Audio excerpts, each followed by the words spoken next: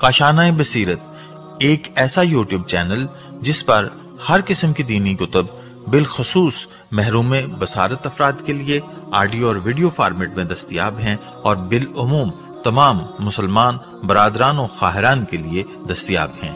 इसलिए आपसे गुजारिश है कि बेल आइकन को प्रेस करके हमारे इस चैनल को जरूर सब्सक्राइब कीजिए ताकि आइंदा आने वाली हर किताब आपको बर वक्त मिलती रहे। काशानाए बसीरत, काशानाए बसीरत, काशानाए बसीरत, काशानाए बसीरत। अस्सलामु अलैकुम वरहमतुल्लाहि वबरकातुहू। सामीन, अब जो किताब समाअत फरमा रहे हैं उसका नाम है क़ल्ब सलीम जिल्द दोम। किताब के मुसन्निफ़ हैं आयतुल्लाह सैयद अब्दुल हुसैन दस्तगैब शिराज़ी। किताब का तर्जुमा किया है मोहम्मद हसन जाफ़री साहब ने। आज हम आपके सामने इसकी 10वीं रिकॉर्डिंग पेश कर रहे हैं सफ़ा नंबर 137 से। इमाम सज्जाद अलैहिस्सलाम का तर्ज़ अमल। इमाम जाफ़र सादिक़ अलैहिस्सलाम ने फ़रमाया, जब इमाम सज्जाद अलैहिस्सलाम को कहीं सफ़र करना मकसूद होता तो आप रुफ़क़ाए सफ़र से पहले ये वादा लेते थे कि आप सफ़र में अपने साथियों की खिदमत करेंगे और साथी इससे इनकार नहीं करेंगे। एक सफ़र के दौरान जबकि आप अपने साथियों की खिदमत में मसरूफ़ थे, इनमें से एक शख्स ने आपको पहचान लिया और साथियों से कहा, जानते हो तुम किससे खिदमत ले रहे हो? लोगों ने कहा, नहीं, हम इन्हें नहीं जानते। इसने कहा, ये अली इब्नुल हुसैन ज़ैनुल आबिदीन अलैहिस्सलाम हैं। ये सुनते ही अहले काफ़िला उठे और आपके हाथ पाँव का बोसा देने लगे और कहने लगे, फ़र्ज़ंद रसूल, आप हमें दोज़ख का ईंधन बनाना चाहते हैं। अगर हमारे हाथ या ज़बान से कोई जसारत सरज़द हो जाती तो हम हलाक हो जाते। आपने हमें अपना तारुफ़ क्यों ना कराया? इमाम अलैहिस्सलाम ने फ़रमाया, एक मरतबा मैंने अपनी जान पहचान के अफराद के साथ सफ़र किया था।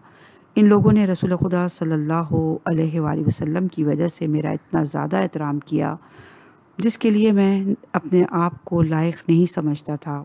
इसीलिए मैंने तुम्हें अपना तारुफ़ कराना पसंद ना किया कि मुबादा तुम भी इन्हीं जैसा तर्ज़ अमल रवा रखो, जबकि सफ़र में मेरी ये ख्वाहिश होती है कि मुझे कोई ना पहचाने।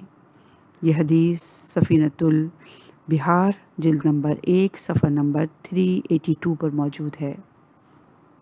इमाम ज़ैनुल आबिदीन अलैहिस्सलाम का अहले खाना और ग़ुलामों से जो तर्ज़ अमल था वो बिहारुल अनवार की 11वीं जिल्द में मौजूद है, जिसका यहाँ बयान करना मौजिब तवालत होगा।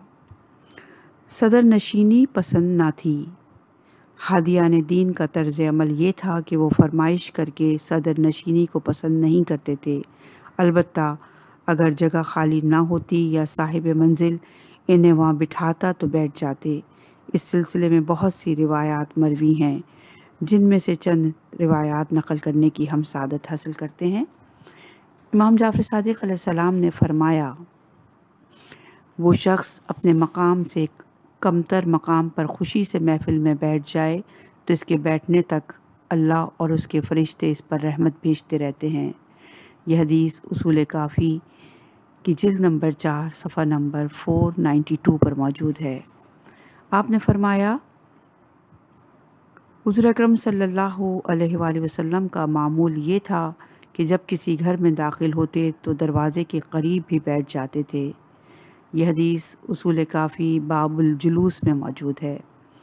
इमाम जाफ़र सादिक़ अलैहिस्सलाम ने फ़रमाया, अपने मकाम से कम तर मकाम पर खुशी से बैठना तवाज़ु की अलामत है। यह हदीस उसूल काफ़ी के बाबुल जुलूस में मौजूद है।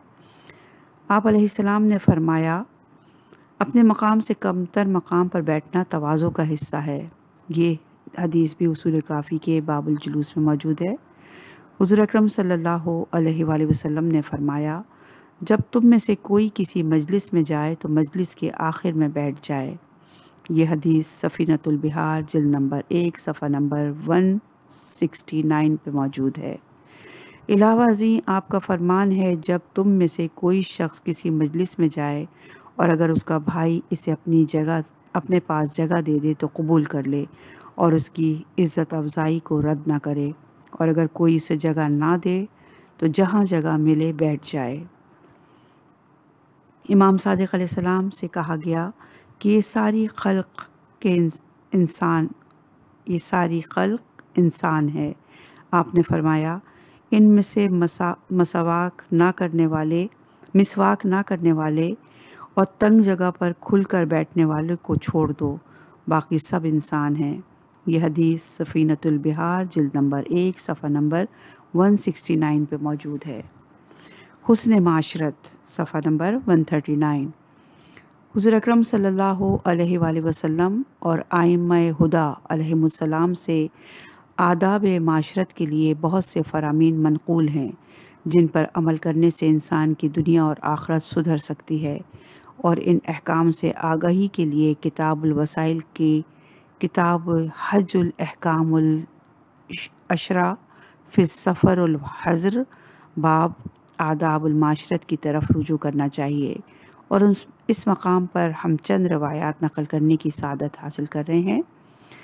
इमाम अली रज़ा अलैहिस्सलाम का फरमान है, तवाज़ु ये है कि तू लोगों का एहतराम करे और लोगों को वो चीज़ दे जिसकी तुझे इनसे हासिल करने की ख्वाहिश हो, यानी लोगों से वही सलूक करो जो अपने लिए पसंद करते हो।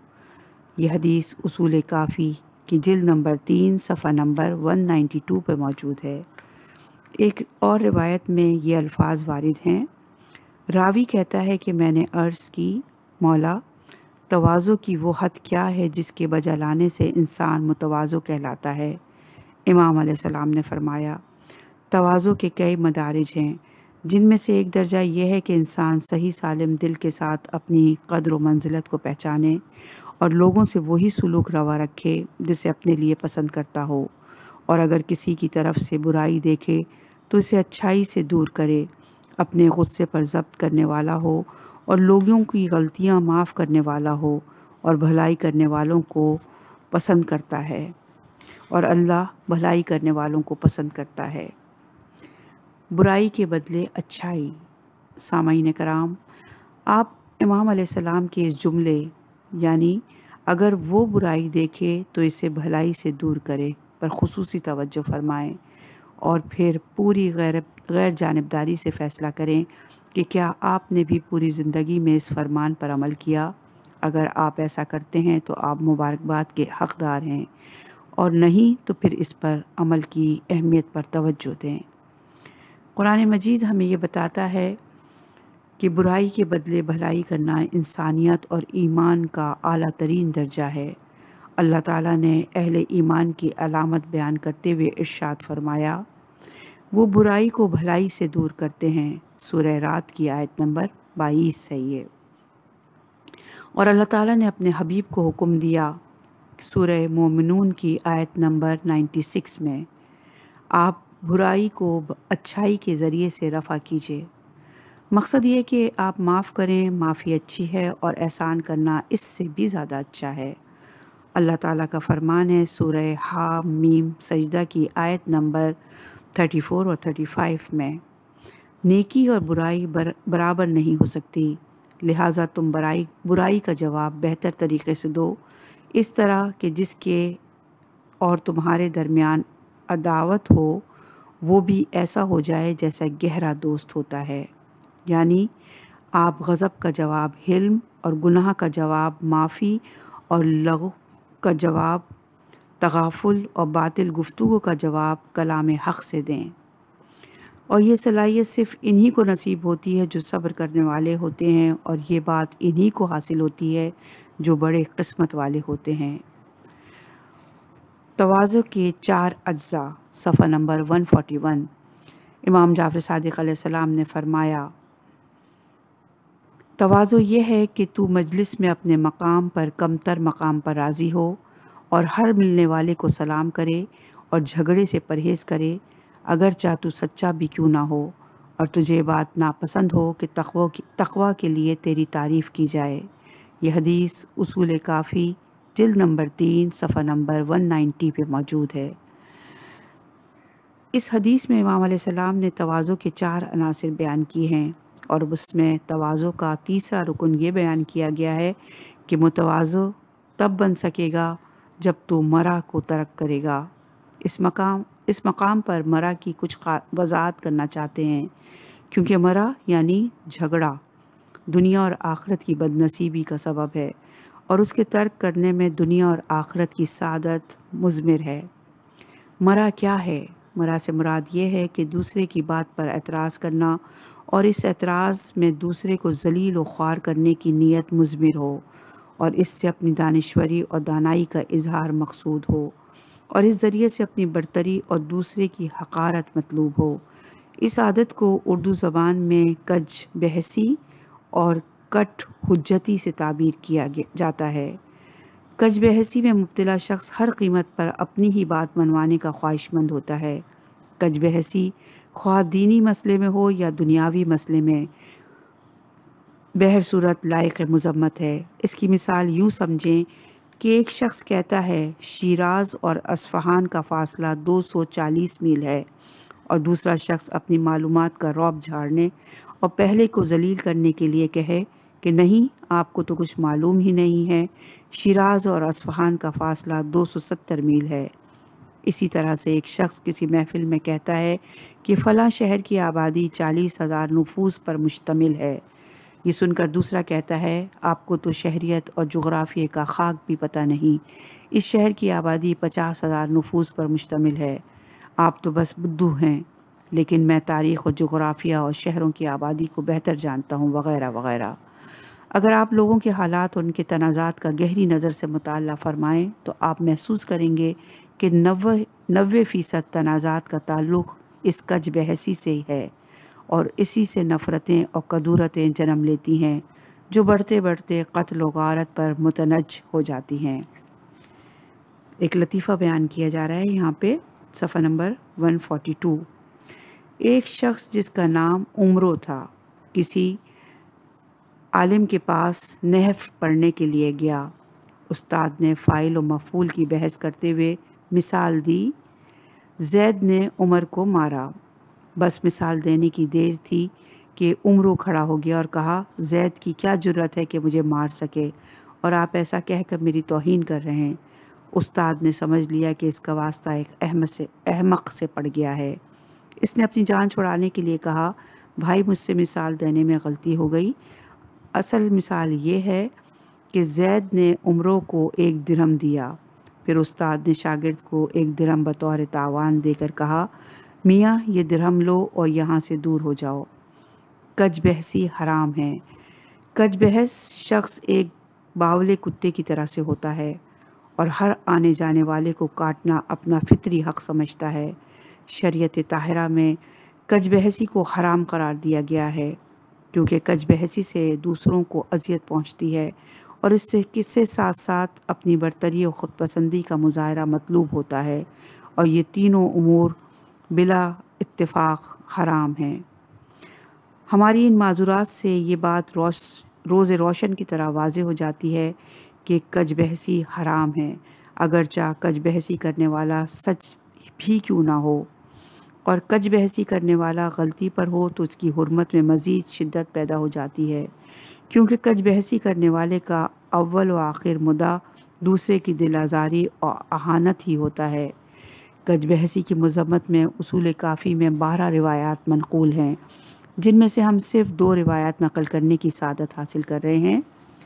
کج بحثی سے پرہیز کرو، صفحہ نمبر ہے 143۔ امیر المومنین علیہ السلام نے فرمایا خود نمائی اور جھگڑے سے پرہیز کرو، کیونکہ دونوں دینی بھائیوں کے دلوں کو بیمار اور تاریک کر دیتی ہیں اور ان سے نفاق کے پودے جنم لیتے ہیں۔ حضور اکرم صلی اللہ علیہ وآلہ وسلم نے فرمایا ثالث بن لقی،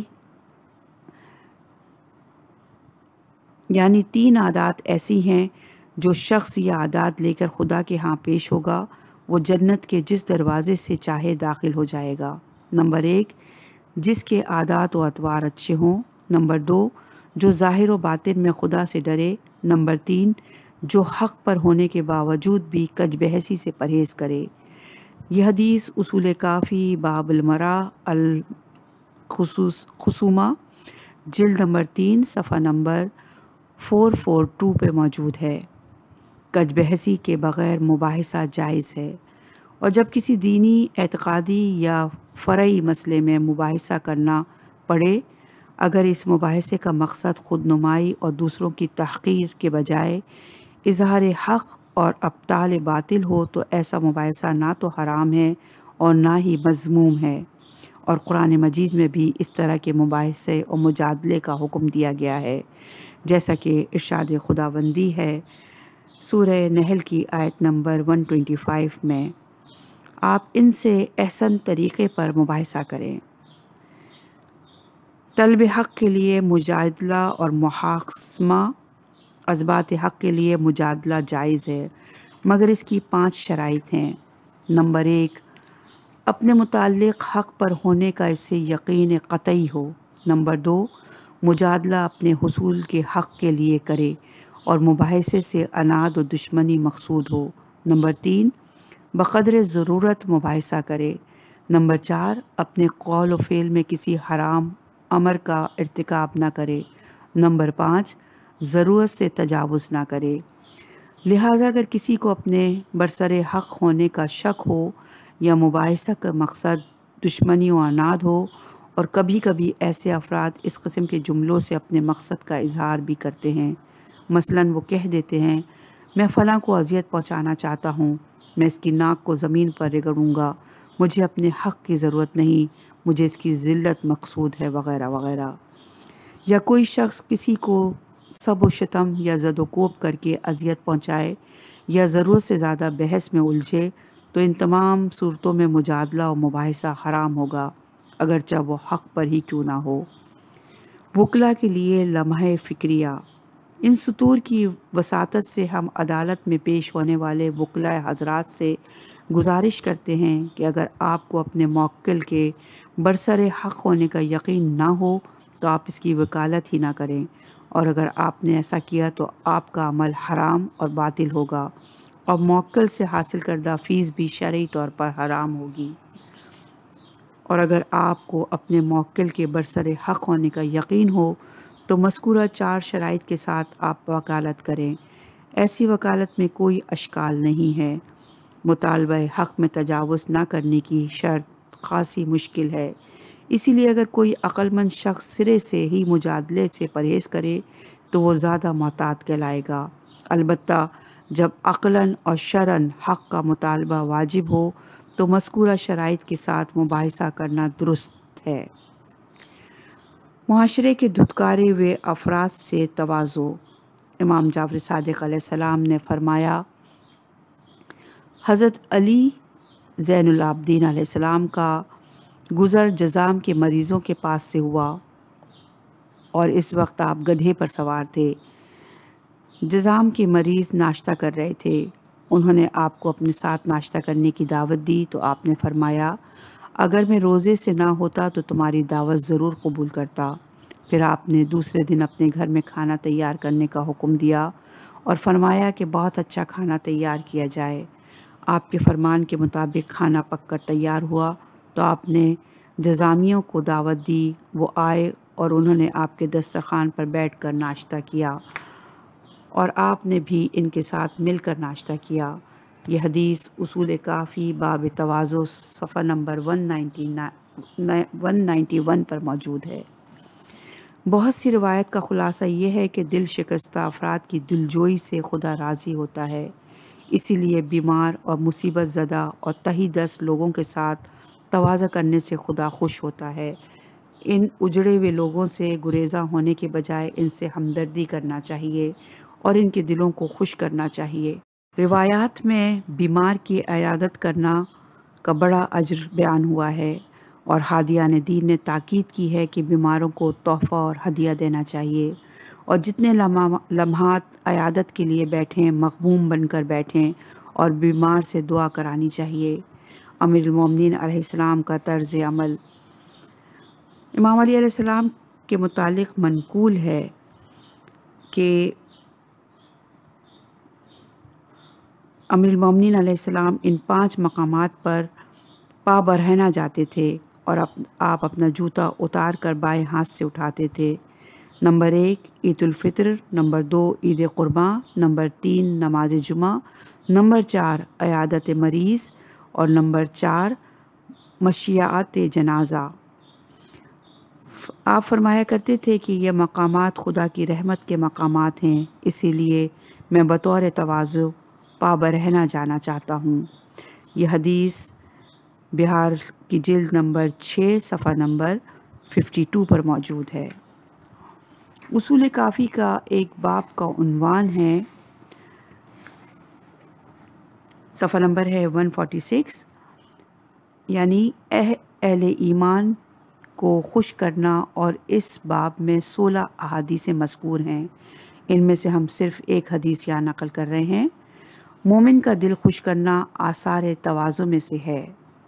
امام محمد باقر علیہ السلام نے ارشاد فرمایا، اپنے مومن بھائی کو دیکھ کر مسکرانا بھی نیکی ہے، اور اس سے ایک کانٹے کا ہٹانا نیکی ہے، اور مومن کے دل میں خوشی داخل کرنے سے خدا کی بڑی بندگی اور کوئی نہیں۔ یہ حدیث اصول کافی کی جلد نمبر حصول کافی کے صفحہ نمبر 288 پر موجود ہے۔ لفظ صرف قضا سے ہر طرح کی تکلیف اور اذیت کا دور کرنا مراد ہے، اور اس سے ان کے دل کو خوش کرنا مقصود ہے، اور اس کی مختلف صورتیں ہیں۔ مثلاً اگر کوئی مومن بیمار ہو تو عیادت کر کے اس کو خوشی پہنچائی جا سکتی ہے، اگر کوئی مقروض ہو تو اس کا قرض ادا کر کے اسے خوش کیا جا سکتا ہے، اور اگر کوئی ستم رسیدہ ہو تو اسے انصاف دلا کر خوش کیا جا سکتا ہے۔ مومن کا دل خوش کرنا اللہ کی بہت بڑی بندگی ہے۔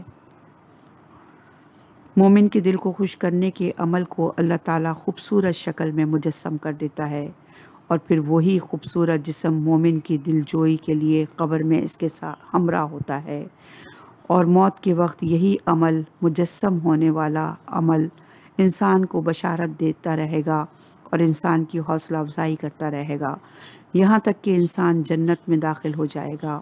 مقصد یہ ہے کہ جس شخص کے دل میں خوف خدا اور عظمت خدا سمائی ہوئی ہو تو وہ تکبر نہیں کرتا اور مخلوق خدا سے تواضع سے پیش آتا ہے۔ ایک رفیق سفر کے لیے تواضع۔ امام جعفر صادق علیہ السلام نے اپنے آبائے طاہرین کی سند سے روایت کرتے ہوئے فرمایا کہ امیر المومنین علیہ السلام کوفہ جا رہے تھے کہ راستے میں ایک ضمی یعنی یہودی یا نصرانی ان کو ہم سفر ہوا۔ کچھ دیر تک دونوں باتیں کرتے ہوئے ایک ساتھ چلتے رہے۔ اس ضمی نے کوفے کے علاوہ کہیں اور جانا تھا، لہٰذا اس نے اپنا راستہ تبدیل کیا تو امیر المومنین بھی اس کے راستے پر چلنے لگے۔ اس نے کہا، آپ نے تو کہا تھا کہ آپ کو کوفہ جانا ہے، پھر آپ نے کوفے کا راستہ چھوڑ کر میرے ساتھ دوسرا راستہ کیوں اپنا لیا؟ آپ نے فرمایا، میں نے جان بوجھ کر ایسا کیا ہے کیونکہ تو میرا رفیق سفر تھا، اور رفیق سفر کے بھی کچھ حقوق ہوتے ہیں، اور ہمارے پیغمبر اکرم صلی اللہ علیہ وآلہ وسلم نے ہمیں تعلیم دی ہے کہ جب تمہارا رفیق سفر تم سے جدا ہو تو اس کے ساتھ چند قدم چل کر اسے الوداع کہو۔ جب ضمی نے یہ سنا تو کہا، کیا واقعی آپ کے پیغمبر اکرم صلی اللہ علیہ وآلہ وسلم کی یہی تعلیم ہے؟ آپ نے فرمایا، جی ہاں، ہمارے پیغمبر اکرم صلی اللہ علیہ وآلہ وسلم کی یہی تعلیم ہے۔ ضمی نے کہا، جس دین کی تعلیمات اتنی بلند و بالا ہوں وہ دین لائق اتباع ہے، اور میں آپ علیہ السلام کو گواہ بنا کر کہتا ہوں کہ میں آپ کا دین اختیار کر رہا ہوں۔ پھر اس نے آپ علیہ السلام سے آپ کا نام و نسب دریافت کیا۔ جب اسے معلوم ہوا کہ آپ ہی خلیفۃ المسلمین ہیں تو اس نے آپ علیہ السلام کے ہاتھ پر کلمہ پڑھا اور مسلمان ہو گیا۔ یہ حدیث اصول کافی میں موجود ہے، جلد نمبر 3 صفحہ نمبر 502۔ اس روایت سے معلوم ہوتا ہے کہ ایک ضمی امیر المومنین کی تواضع کو دیکھ کر مسلمان ہو گیا، اور آپ علیہ السلام کی تواضع ایک شخص کے لیے ہدایت کا ذریعہ ثابت ہوئی۔ اور یہ عرض کرنا بھی ضروری ہے کہ ہر ہم سفر کا ایک دوسرے پر حق رفاقت ہوتا ہے، اس میں مسلم اور کافر کی کوئی تخصیص نہیں ہے، اور اسی طرح سے والدین کی اطاعت واجب ہے، اس میں بھی مسلم اور کافر کی کوئی تخصیص نہیں ہے، والدین کا مذہب کچھ بھی کیوں نہ ہو، ان کا ادب اور ان کے حقوق کی ادائیگی بہت ضروری ہے۔ اسی طرح سے ایک ہمسائے کے دوسرے ہمسائے پر حقوق ہیں، اس میں بھی مذہب و ملت کی کوئی تخصیص نہیں ہے، اور اسی طرح سے ہر قوم کے سردار کا احترام کرنا بھی ضروری ہے۔ اور اس میں کافر و مسلم کی کوئی تخصیص نہیں ہے۔ روایت میں ہے کہ عدی بن حتم اپنی قوم کے سردار تھے۔ وہ حضرت صلی اللہ علیہ وآلہ وسلم کی خدمت میں آئے تو آپ صلی اللہ علیہ وآلہ وسلم نے اپنی چادر کندھے سے اتار کے اس کے لیے بچھا دی اور اسے اپنی چادر پر بٹھایا۔ عدی آپ کا یہ طرز عمل دیکھ کر مسلمان ہو گئے۔ صفحہ نمبر ہے 148۔ اپنا سودا سلف اٹھانا۔ امام جعفر صادق علیہ السلام نے ایک شخص کو دیکھا جس نے اپنے اہل و عیال کے لیے سودا اٹھایا ہوا تھا۔ جب اس نے آپ علیہ السلام کو دیکھا تو وہ شرمندگی سی محسوس کرنے لگا۔ امام علیہ السلام نے فرمایا، بندہ خدا، بھلا اس میں شرمندگی کی کون سی بات ہے؟ تو نے اپنے اہل و عیال کے لیے ضروریات زندگی کی اشیاء خرید کی ہیں اور انہیں اٹھا کر اپنے گھر جا رہا ہے۔ خدا کی قسم، اگر اہل مدینہ اعتراض نہ کرتے تو میں بھی سودا سلف خرید کر خود اٹھا کر اپنے گھر لے جاتا۔ اس حدیث سے معلوم ہوتا ہے کہ بازار سے لوازم زندگی خرید کرنا اور خود اٹھا کر گھر لے جانا ہرگز معیوب نہیں۔ اس سے انسان کی تواضع میں اضافہ ہوتا ہے۔ اور ایک اور روایت میں اس کا حکم دیا گیا ہے، اور امام علیہ السلام نے اہل مدینہ کی روش پر افسوس کیا کہ اگر وہ اسے معیوب نہ سمجھتے تو آپ علیہ السلام خود بھی ایسا ہی کرتے۔ لباس میں تواضع۔ ہادیان دین علیہ السلام عام طور پر کم قیمت لباس پہنا کرتے تھے اور فرماتے تھے کہ اس سے تواضع میں اضافہ ہوتا ہے۔ البتہ زمانے کے حالات کو بھی بعض اوقات مد نظر رکھتے تھے۔ کشف الغمہ میں مرقوم ہے کہ سفیان ثوری کا بیان ہے کہ میں نے ایک مرتبہ امام جعفر صادق علیہ السلام کو دیکھا تو انہوں نے قیمتی لباس پہنا ہوا تھا، تو میں نے عذرائے تعجب ان کی طرف دیکھا۔ امام علیہ السلام نے مجھے دیکھ کر فرمایا، سفیان ثوری، تو اتنے تعجب سے مجھے کیوں دیکھ رہا ہے؟ شاید تو میرے لباس کی وجہ سے مجھے گھور گھور کر دیکھ رہا ہے۔ میں یعنی سفیان ثوری نے کہا، فرزند رسول، آپ علیہ السلام نے جو لباس پہنا ہوا تھا یہ آپ علیہ السلام کے بزرگوں کا لباس تو نہیں تھا۔ امام علیہ السلام نے فرمایا، وہ زمانہ تنگی و مشکلات کا زمانہ تھا، جبکہ یہ دور فراغی اور آسانی کا دور ہے۔ پھر آپ علیہ السلام نے قیمتی لباس ہٹایا تو میں نے دیکھا کہ انہوں نے اندر کھدر اور موٹا لباس پہنا ہوا تھا، اور فرمایا، ہم نے لوگوں کو دکھانے کی غرض سے اچھا لباس پہنا ہے اور اپنے خدا کے لیے ہم نے موٹا اور کھدر لباس پہنا ہوا ہے، اور میں نے جو لباس خدا کے لیے پہنا ہے اسے میں نے پوشیدہ رکھا ہے، اور جو تمہارے لیے پہنا ہے اسے ظاہر کیا ہوا ہے۔ حضرت عیسیٰ علیہ السلام کی تواضع کا نمونہ۔ حضرت عیسیٰ بن مریم علیہ السلام نے فرمایا، اے گروہ حوارین، میں تم سے ایک حاجت طلب کرتا ہوں، تم میری حاجت پوری کرو۔ حواریوں نے کہا، ہم آپ کی حاجت پوری کرنے پر تیار ہیں۔ آپ نے انہیں قریب کیا اور ان سب کے پاؤں دھلوائے۔ انہوں نے عرض کی، رو اللہ، یہ خدمت ہمیں آپ کے لیے سر انجام دینی چاہیے تھی، مگر آپ نے ایسا کیوں کیا؟ آپ نے فرمایا، خدمت کے لیے عالم ہی زیادہ مستحق ہے، اور میں نے یہ تواضع اس لیے کی کہ تاکہ تم بھی میرے بعد لوگوں کی اسی طرح سے تواضع کرو جیسا کہ میں نے تمہاری تواضع کی ہے۔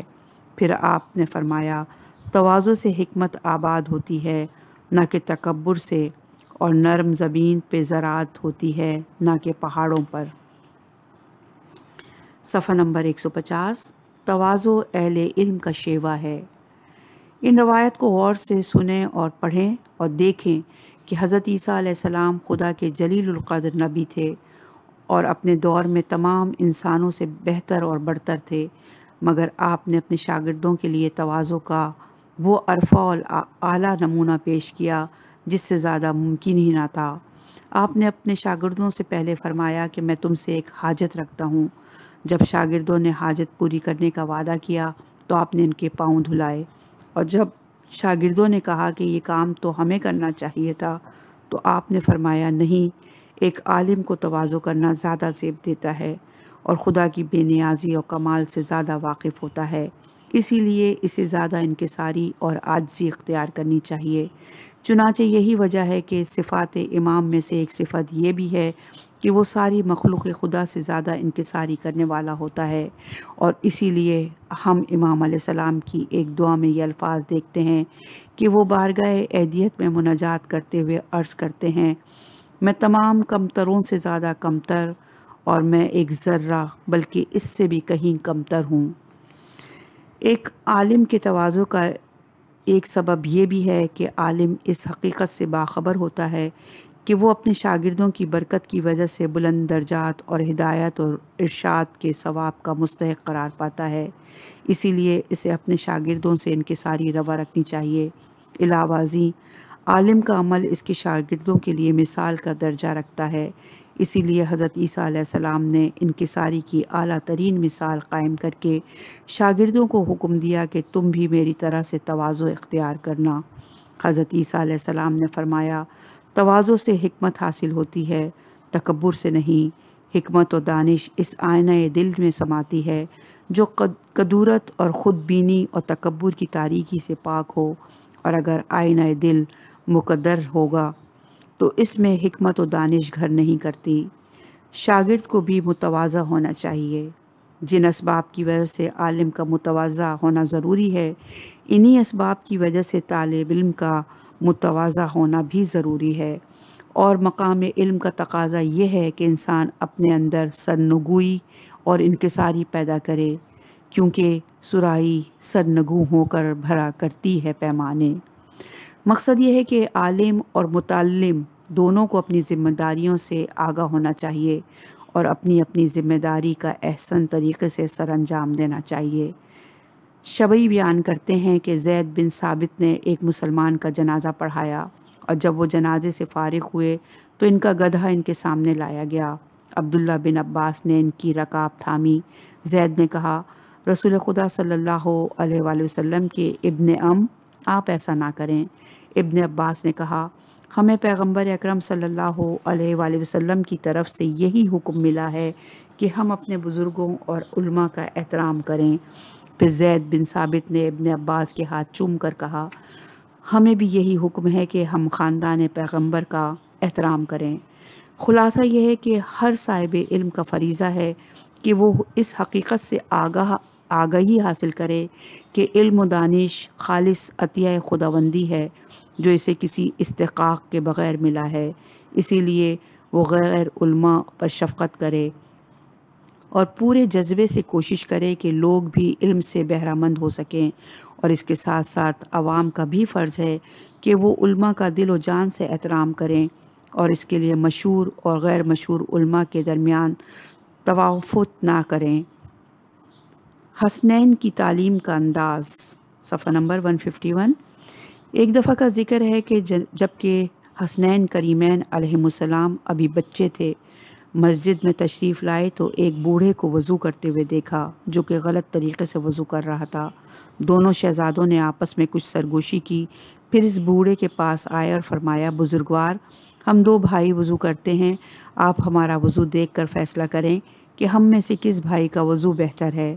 پھر دونوں بھائیوں نے وضو کیا، اور بوڑھا دونوں بھائیوں کے وضو کو بڑی توجہ سے دیکھتا رہا، اور جب شہزادوں نے وضو مکمل کر لیا تو بوڑھے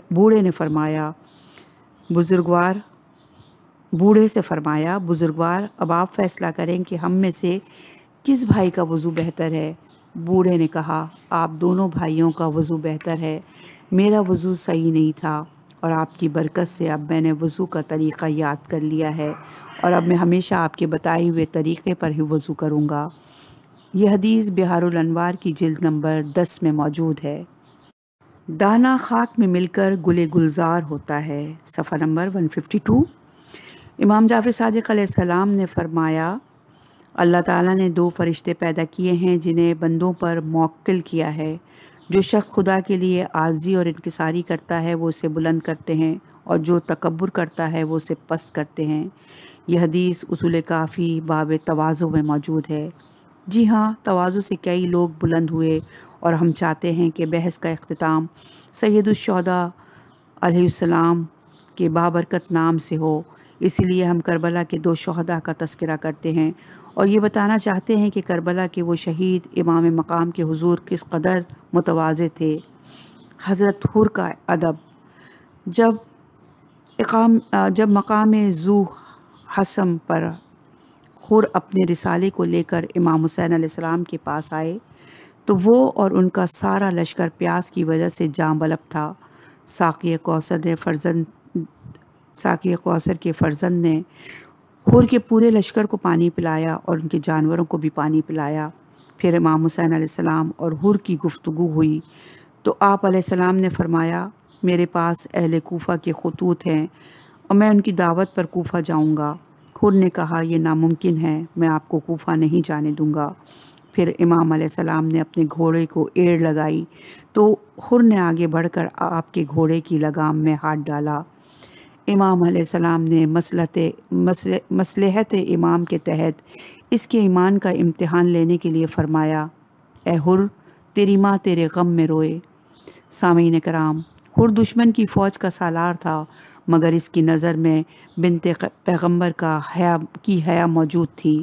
جب حر نے امام علیہ السلام سے یہ جملہ سنا تو کہا حسین علیہ السلام خدا کی قسم اگر کوئی عرب مجھ پر یہ جملہ کہتا تو میں بھی اس کے جواب میں یہی جملہ دہراتا، لیکن میں آپ کو کچھ نہیں کہوں گا کیونکہ آپ علیہ السلام کی ماں بطول ہے اور آپ کی ماں پیغمبر اکرم صلی اللہ علیہ وآلہ وسلم کی بیٹی ہے۔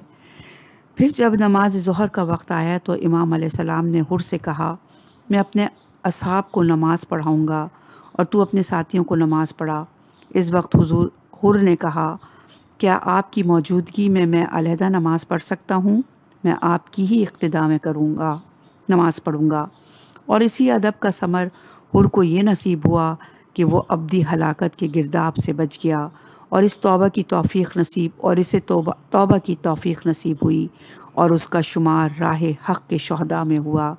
جیسے ہی صبح عاشور ہوئی اور حر کو یقین ہو گیا کہ صلح کے امکانات ختم ہو چکے ہیں اور جنگ ناگزیر ہو چکی ہے تو وہ سخت شرمندہ ہوا اور لرزتا ہوا بدن لے کر امام عالی مقام کی خدمت میں حاضر ہوا اور اس نے اپنا سر امام کے قدموں میں ڈال کر کہا اے فرزند رسول کیا میرے لیے بھی توبہ کی گنجائش ہے؟ امام علیہ السلام نے فرمایا سر اٹھا اور بتا تو کون ہے؟ رو کر کہا مولا کیسے سر اٹھاؤں، یہ سر شرمندگی کی وجہ سے بلند ہونے کے قابل ہی نہیں رہا۔ میں آپ کا وہی مجرم ہوں جو آپ کو محصور کر کے کربلا لایا۔ مولا مجھے معلوم نہ تھا کہ حالت یہ رخ اختیار کر لیں گے، تو کیا مجھ جیسے مجرم کی توبہ قبول ہو سکتی ہے؟ جب امام علی مقام نے حر کی تواضع اور ادب کو دیکھا تو فرمایا اے قوم کے سردار اپنا سر بلند کر تیری توبہ قبول ہے۔ سامعین کرام، آپ نے دیکھا کہ ایک لمحے کی تواضع سے حر کو نجات مل گئی اور کربلا کے شہداء میں شامل ہو گیا۔ روایات میں ہے کہ جب حر زخمی ہو کر گھوڑے سے گرے تو امام حسین علیہ السلام کا لاشا اٹھانے کے لیے تشریف لے گئے اور اس کے چہرے سے غبار ہٹایا، اور ممکن ہے سید الشہداء نے محسوس کیا ہو کہ مقام ذو حسم پر میں نے حر کو اس کی ماں کا طعنہ دیا تھا اور اب اس نے توبہ کر لی ہے۔ اس کے باوجود شاید اس کے دل میں سابقہ الفاظ کی چبھن باقی ہو، تو ان الفاظ کا ازالہ کرنے کے لیے آپ نے فرمایا خدا کی قسم تیری ماں نے تیرا نام حر رکھ کر غلطی نہیں کی تھی، تو دنیا میں بھی حر یعنی آزاد ہے اور آخرت میں بھی حر ہے۔ عمر سعد اور حضرت حر کے حالات کا موازنہ داستان آدم اور ابلیس لعنت اللہ سے بھی کیا جا سکتا ہے۔ ابلیس لعنت اللہ کے ایک لمحے کے تکبر نے اسے ہمیشہ کے لیے شیطان بنا دیا اور آدم اپنے ادب و تواضع کی وجہ سے مصطفیٰ بن گئے۔ اسی طرح سے عمر بن سعد اپنے تکبر اور لالچ کی وجہ سے ہمیشہ کی لعنت کا مستحق ٹھہرا، اور حر اپنے ادب اور تواضع کی وجہ سے شہدائے کربلا میں شامل ہو گئے۔ کسی شاعر نے حضرت حر کی توبہ اور انابت کا تذکرہ کرتے ہوئے لکھا، فارسی کے چند اشعار ہیں اور ان کا ترجمہ ہے: حر حرمت حق کے لشکر کی طرف روانہ ہوا اور حق کے ساتھ پیوستہ ہوا اور حق سے الحاق کر لیا۔ اس نے کہا اے شاہ میں وہی گمراہ شخص ہوں جس نے آپ کا راستے میں مجبور کیا تھا، میں وہی ہوں جس نے اپنی نادانی اور سرکشی کی وجہ سے ان دلوں کو توڑا تھا جو عشق الہی سے معمور تھے۔ مجھے معلوم نہ تھا کہ یہ ستمگار لوگ آپ سے ہر قیمت پر جنگ کرنے کے خواہش مند ہیں۔ اے دشمنوں کو قابو کرنے والے شاہ، میری خطا معاف فرمائیں کیونکہ بندے سے غلطی ہوتی ہے اور خدا کی طرف سے بخشش ہوتی ہے۔ اس کی درخواست پر بخشش کی موجوں میں تلاطم پیدا ہوا اور اس ناسور کا گناہ ہمیشہ کے لیے زائل ہو گیا۔ صفحہ نمبر ہے 155۔ ایک حبشی غلام کا طرز عمل۔ شہدائے کربلا میں ایک شہید کا نام جون بن ابی مالک سے ہے۔ آپ حضرت ابو ذر غفاری کے غلام تھے۔ کتاب مناقب میں مرقوم ہے کہ جون سیاہ پوست حبشی غلام تھے۔ امام علی مقام نے انہیں رخصت دیتے ہوئے فرمایا تھا کہ جون، ہم تجھے جانے کی رخصت دیتے ہیں، تم ہمارے ساتھ رہ کر تکلیفیں مت جھیلو۔ جون نے کہا، مولا، بھلا یہ کیسے ممکن ہے کہ فراغی کے ایام میں تو میں آپ کا نمک کھاؤں اور مشکل گھڑی میں آپ کو بے یار و مددگار چھوڑ دوں؟ خدا کی قسم، میں جانتا ہوں میرے جسم سے بدبو اٹھتی ہے اور میرا حسب پست ہے اور میری رنگت سیاہ ہے۔ شاید آپ مجھے اس لیے اپنے آپ سے دور کر رہے ہیں کہ کہیں جنت میں پہنچ کر میرے جسم سے خوشبو نہ آنے لگے اور میرا بدن باشرافت نہ ہو جائے اور میرا چہرہ سفید نہ ہو جائے۔ نہیں نہیں، خدا کی قسم، میں آپ کو چھوڑ کر کہیں نہیں جاؤں گا اور میں اپنے خون کو آپ کے خون کے ساتھ ملا کر رہوں گا۔ جب سید الشہداء نے ایک حبشی غلام کا یہ جذبہ اور اس کی اس تواضع کو دیکھا تو آپ علیہ السلام نے اسے جہاد کی اجازت دی۔ جون میدان میں گئے اور 5 لعینوں کو قتل کیا، پھر خود بھی شہید ہو گئے۔ جب جون گھوڑے سے گرے تو امام علیہ السلام ان کے سرہانے پہنچے اور فرمایا، خدایا، اس کے چہرے کو سفید کر اور اس کے جسم سے خوشبو جاری کر اور اسے صالحین کے ساتھ مشہور فرما اور اسے محمد صلی اللہ علیہ وآلہ وسلم اور آل محمد علیہ السلام کی رفاقت عطا فرما۔ امام محمد باقر علیہ السلام نے فرمایا، واقعہ کربلا کے بعد لوگ میدان میں آئے اور مقتولین کو دفن کیا اور 10 دن گزرنے کے بعد لوگوں نے جون کو دیکھا، ان کے جسم سے کستوری کی خوشبو آ رہی تھی۔ یہ حدیث نفس المحموم صفحہ نمبر 150 پر موجود ہے۔ کتاب سفینہ بحار جلد نمبر 2 صفحہ نمبر 475 میں زمین کربلا اور کوہ جودی کی تکوینی تواضع کا تذکرہ موجود ہے اور ہم خوف طوالت سے اسے نقل کرنے سے قاصر ہیں۔ شائقین کتاب مذکورہ کی طرف رجوع فرمائیں۔ ایک فارسی شاعر نے حضرت جون کے متعلق لکھا، ترجمہ ہے اشعار کا۔ شاہ نے فرمایا، اے وفادار غلام، تو آزاد ہے اور اس میدان پیکار سے چلا جا۔ تو آرام کے دنوں میں ہمارا ساتھی تھا، اب اپنے آپ کو تکلیف اور مصیبت میں نہ ڈال۔ وفا شعار جون شاہ کے یہ کلمات سن کر غمگین ہوا اور رو کر شاہ سے کہا، میں آپ کے خوان نعمت پر اب تک پرورش پاتا رہا ہوں۔ نمک شناسی نہ کرنا اہل بیت ہے، نمک شناسی نہ کرنا اہل بیت اور نمک شناسی کا بدلہ اپنے آپ کو قربان کرنا ہے۔ میرا نسب نامعلوم اور میرا چہرہ سیاہ ہے، میرا جسم بے قدر ہے اور دنیا میرے پسینے سے بدبو محسوس ہوتی ہے۔ اے شہنشاہ کائنات، آپ مجھ پر احسان فرمائیں تاکہ میرے خون پر نافع مشک رشک کرے۔ بشیر عشق امام علیہ السلام نے اسے بشارت دے کر کہا کہ تجھے تیرا مقصود مل گیا۔ اس باسعادت انسان نے اجازت حاصل کی تو میدان شہادت کی طرف چل پڑا۔ عاجزی اور انکساری کے چند اور اشعار ملاحظہ کیجیے۔ ترجمہ ہے، بادل سے بارش کا ایک قطرہ گرا، جب اس نے سمندر کی وسعت کو دیکھا تو بہت شرمندہ ہوا اور دل میں کہنے لگا، جہاں سمندر موجود ہوں وہاں بھلا میری کیا حیثیت، اور اگر وہ موجود ہے تو میں کچھ بھی نہیں ہوں۔ جب قطرے نے اپنے آپ کو چشم حقارت سے دیکھا تو ایک صدف نے منہ کھول کر اسے اپنے اندر لے لیا اور اس کی پرورش شروع کر دی۔ بلندی اسے ملی جس نے اپنے آپ کو پست کیا، اور جس نے نیستی کی زحمت اٹھائی اسے ہستی نصیب ہوئی۔ تواضع تجھے سرفرازی عطا کرتی ہے اور تکبر تجھے خاک میں ملا دیتا ہے۔